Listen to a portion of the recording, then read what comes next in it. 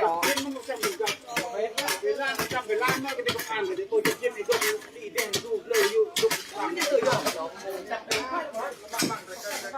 tại ngày xưa là ấy nhá, mẹ của cô này là mẹ của bà là ngày xưa là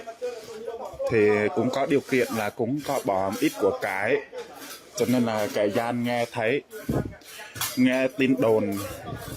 xong rồi làm hồi hôm qua là chôn người con, nó cũng tưởng là có bỏ của cái như người mẹ, thế là nó đã trong đêm nó đã đào mọi người nhá, đào lên nhá. gọi nó quay đầu gương lên đây lúc em đây gương nó quay người đêm lo hay măng nó lòi người đây nhặt được tí con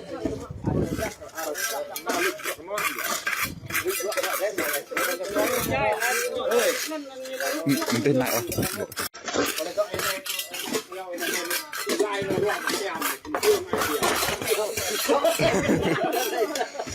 thay như là mà tập bận nhiều bông là vậy, mà nhựa là vậy.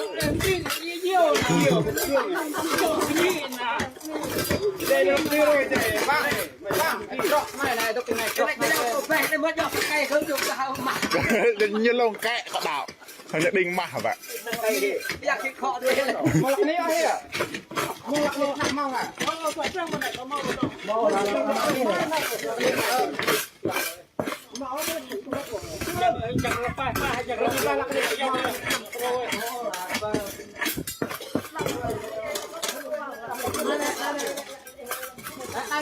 ai màu này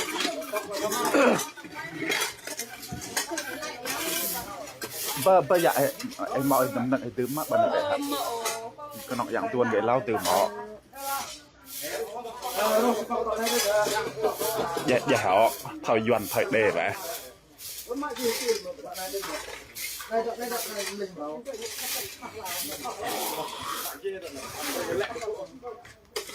đây tôi nhục tụt là tôi nhục khăn đây tôi nhục tụt nó trong gầy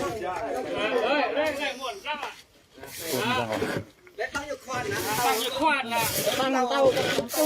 nó mở lối nhỏ thôi nha, nó xuống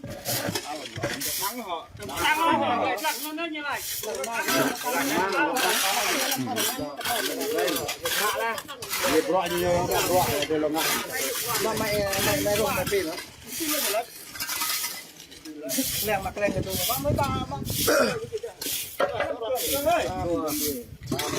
mà cương là mất là ngại chắc mà cương điệt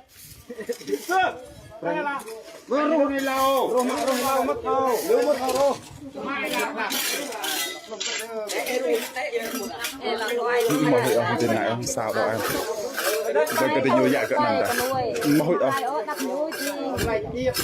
cái bạn tình yêu làm bạn phá cái không sao đâu cái tin này không sao đâu giáp tình yêu hiện là ai thì ăn là ai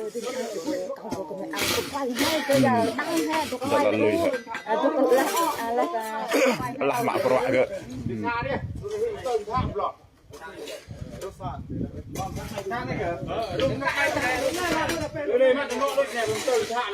cả bầu họ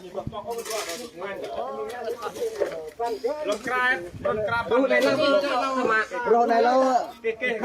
đuôi này thì lậu quá họ đảo mà gì pê là phải khát là rút này cọc này mà gì có còn rong san là này rong bê tân mơ một con đâu có trong mạng là rong này gần năm nó mới gần gần đây một phun cho cái này cọc tay mới là mất không bê một cọc nó sẽ aro gì chẳng này aro xa này này nó còn phải anh từng một tập lẽ lôi hết đồ đạc ra nhá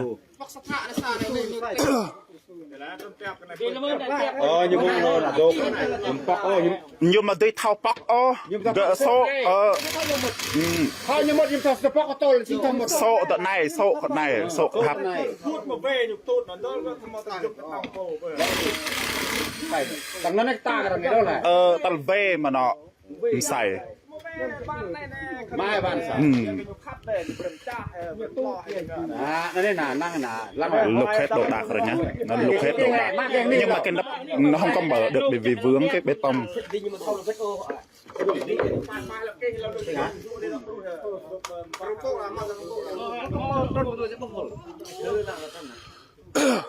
này lần hip là lầnมันchất lần cả bao ô bao con được hơi như này lưỡi nhựa đoạn lầu lưỡi đuôi là kia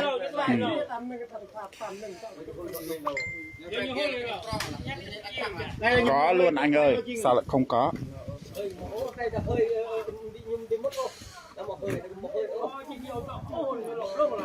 Lưỡi nhựa đoạn lầu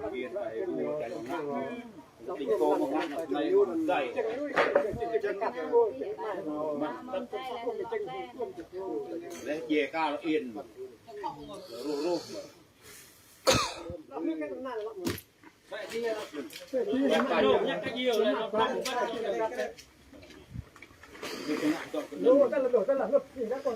cái nhựa đình mát hư bẩn năn nhựa đình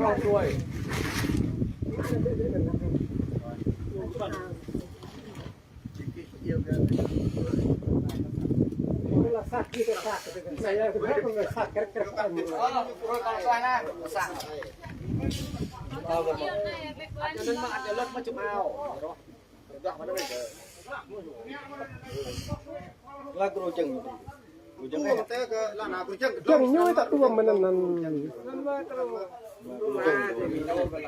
chẳng biết là như thế nào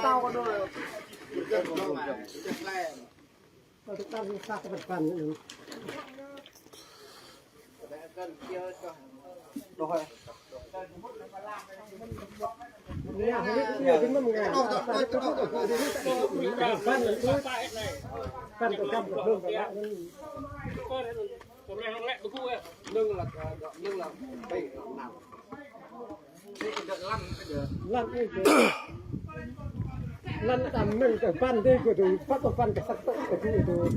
nó sai vạ một fan tức là mình chạy cái sắc luôn không được sẽ phim ta gì về cả nó tiền một mát được này mà mong mẹ cả nó nọt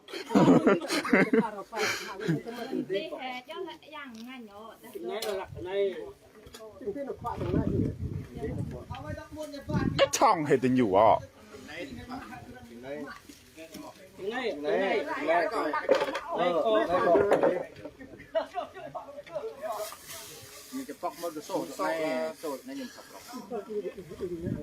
cái căn hẹ là nhiều màu căn mọ độc đà như tốt là mơ một rô như phụ ô sa chô rất nhiều hoạt động cái căn roa năn trái phụ trái toa cái năn ca là năn mà qua là giờ chăn dù có dù nhích nhích đó cái ngọ hả cầm ghia rồi cái tờ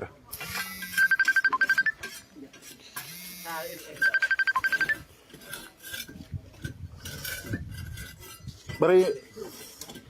dekat jok luat garat naik raga ter gak cater gak mungkin bah enak kena ampe mbak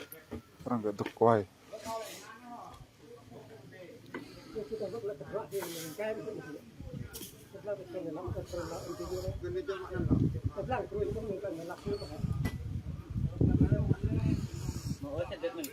nhưng mà thầu mất bây giờ thầu nhẹ nhọ bây giờ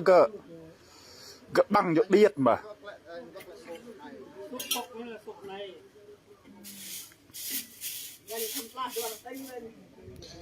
không anh ý là bên trong nó không có mở được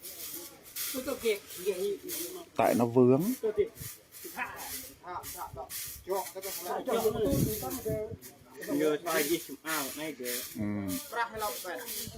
nó chỉ lục đồ bỏ ngoài thôi quần áo đồ này kia nó lục thôi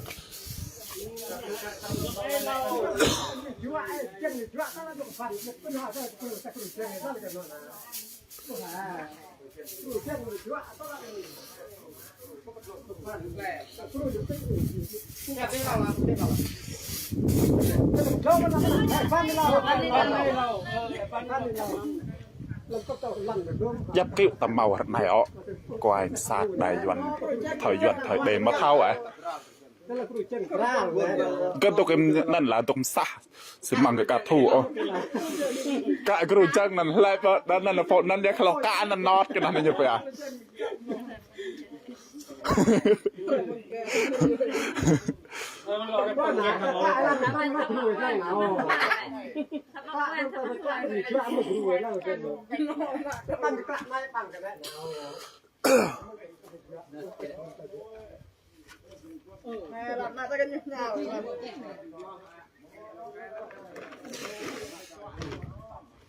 ngành tóc đặc biệt đâu như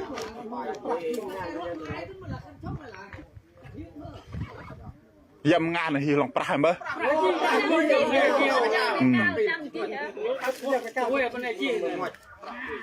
làm một mầm nâng xã hai ngàn cầm đây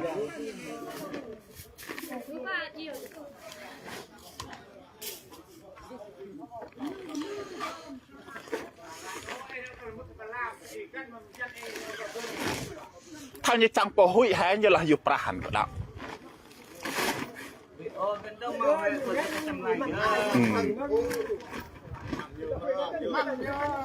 như chẳng bỏ đinh dùng tàu sắc hư nữa là ta nằm tàu hư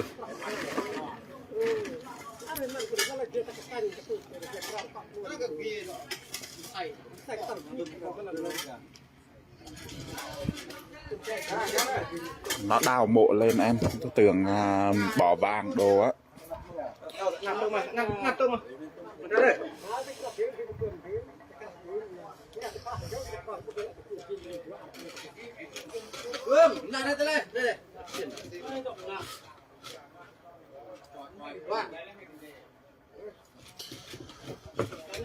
nó lục hết đồ đạc mọi người nhá, lục hết đồ đạc quần áo đồ này kia. Nó muốn mở nắp hòm nhưng mà mở không được, nó vướng.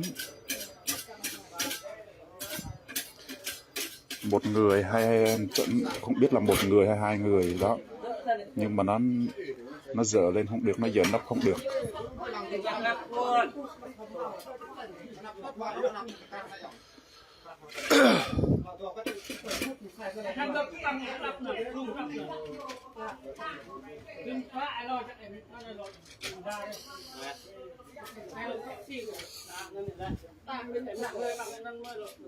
Có một tạ lên như bà truyền